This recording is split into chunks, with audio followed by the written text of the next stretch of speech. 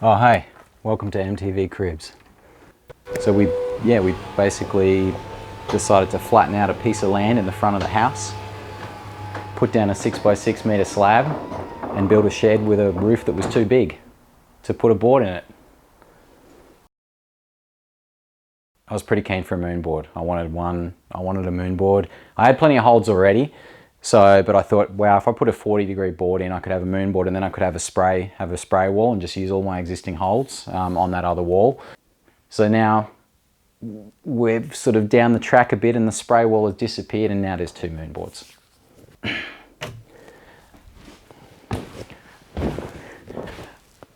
All right, so on the right, we've got the 2016 set. This is what people think of as the original moon board.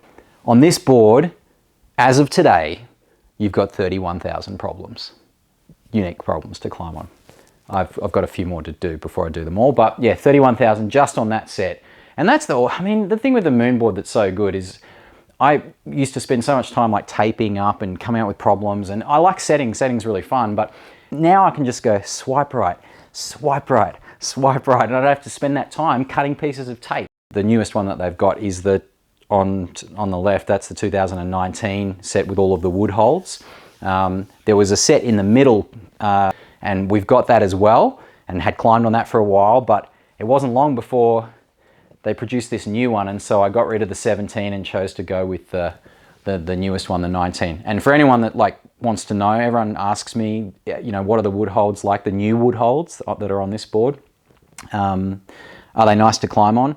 The answer is yes, they're really nice to climb on. This new board is, dare I say it, the best of the three.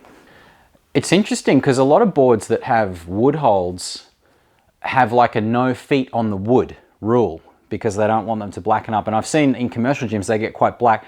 And the hot tip, here's the hot tip. I'm gonna give you pro tips on everything. If you just are full on with your brushing, if you brush them quite well, you can generally keep the black off them. And you'll see mine are pretty clean and they get climbed on a lot. But the key thing is you just really want to continually brush them. You need your brush rack. Important. This is the newest one. God, they're good. This bristle density is just out of sight, and the pivot head, so you can get every angle. Okay, now controversial, all right? Now, the ones that we're looking at now on the 16 board, they are the original holds. They have had several years of use, but just recently they went through the dishwasher. Normal dishwasher tablet. Don't do it super hot, maybe decrease the temperature slightly if you've got a really hot dishwasher. Moon, I will be the first to say that Moon say don't do it. But yeah, the moon holds take a dishwashing really well. They come out like new. Don't do it with the woods. That should have been obvious, but I've had people ask. I wouldn't even know what happens if you put a whole bunch of wood in the dishwasher. It's not going to be good. Don't do that. And maybe if you're frightened, don't do it at all. But yeah, I'm a believer. So the hangboard setup, I've always been a believer in one hangboard is not enough. So because sometimes you're not always doing the same session. You want to have different boards and different holds. I mean, I do.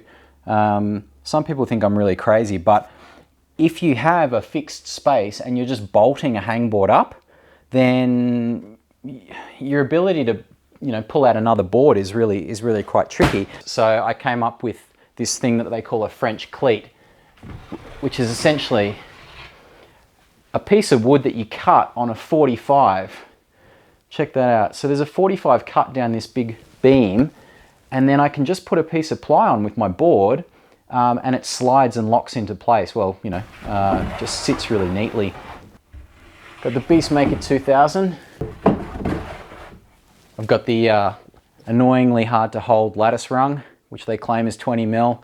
It's actually really 15 mil with an enormous radius.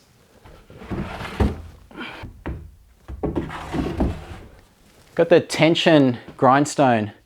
Some nice holds on it and some quite painful holds. And we've got the very chalked up awesome Woodies Homeboy, which I actually helped design. Last but not least, if you've never seen it, it's called a maxi pull. It is a thing, and it helps you get really, really beastly good endurance. The thing that separates us from the animals is a quality caddy, you know, that you can move the weights on and off. Don't be using slings like some kind of caveman. Get yourself a setup. Here's a good option, just a bolt with an eye, you know, that you can put a big washer that you make out of wood. This one will take 100 kilos. And then you have this awesome one that was made by my friend Jason. So anyone with a welder, get a friend with a welder, come up with a nice caddy system like this that you can just take the weights on and off. It's fantastic. And the best way to get an efficient pulley is to A, have a pulley and don't use a beaner. And B, it's probably even more important, use skinny cord. Get yourself a fan that blows across your board.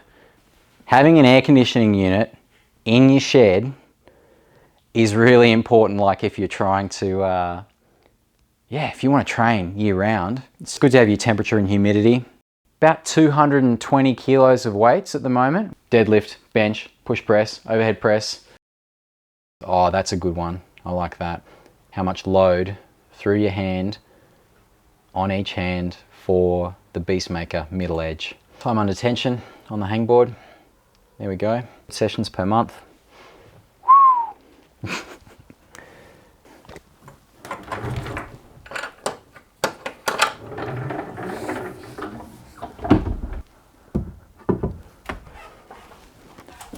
Bit fiddly, but once it's in, it's in. And then you're good to go.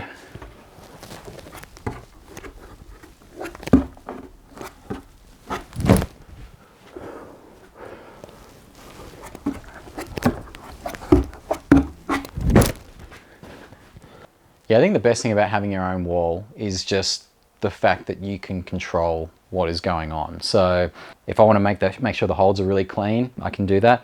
Having your own space and having it at your house means that you're more likely to use it. And for me, I can just go down to the shed. It's awesome. Full stop.